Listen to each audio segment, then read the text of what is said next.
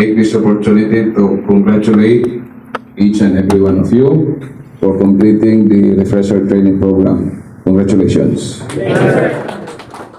And then, nalaway pamutana, kasi duty sa Pasko sa inyo, ha? Pasko mo. May duty sa Pasko ron. Ang ba may duty? Layout mo, ang ba New Year? Kasi New Year. Gumay na lagi ng duty. Wala ko may schedule. Mo-report mo balik sa agency. No? Ingana nila ma'am ka higugma ang ilahang trabaho. Kay bisan pa nga nag-holiday ang uban, kita nag-sakripisyo pag-render sa ato ang duty. No? That is how noble and how important your profession in our society.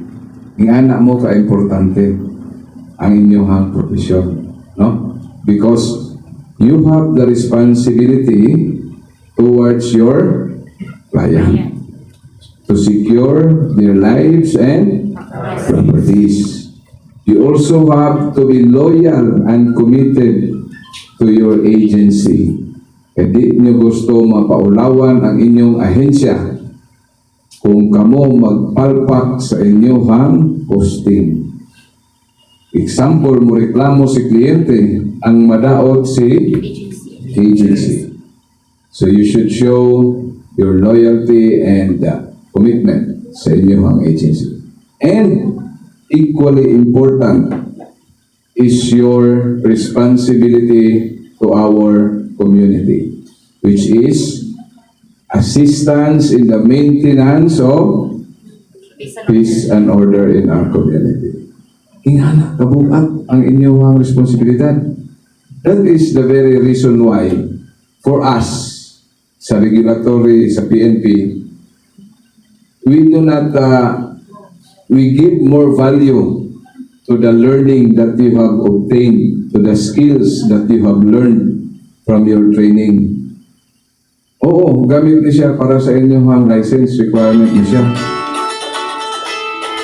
Pero mas importante ang inyong knowledge and skills nga nakatunan diri sa training. Because pinaagi anang inyong knowledge and skills makabot or mabuhat ninyo ang inyong mission, which I have mentioned a while ago katong tulo. Dili man ninyo masatisfy ang inyong kliyente kung yung wala kayo necessary skills and knowledge as security professional. How would you be able to do your job kung wala kayong hibawan?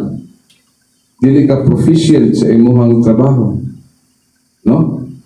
How would you be able to protect your agency nga di mapakaulawan kung sige na kagkapalpak kaya wala ka nag-undergo training? Di ba? How would you be able to help in the maintenance of peace and order kung ikaw wala kabalo sa buhaton in case of emergency? Di ba? So that is how important your learning to accomplish your mission na ako ang ibanggit. No? So as I'm sure you have learned a lot from this training school. So we want you to encourage you to be more productive in your duties. Gamita ang inyong nakatunan para maging produktibo mo sa inyong panarabaho. Pinakapalugayon ka na lang o may hapon ka na puntahan.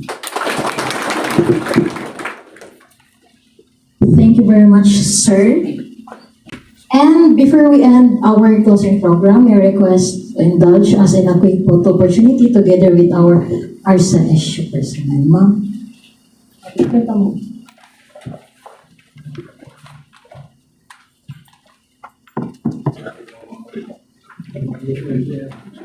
Thank you.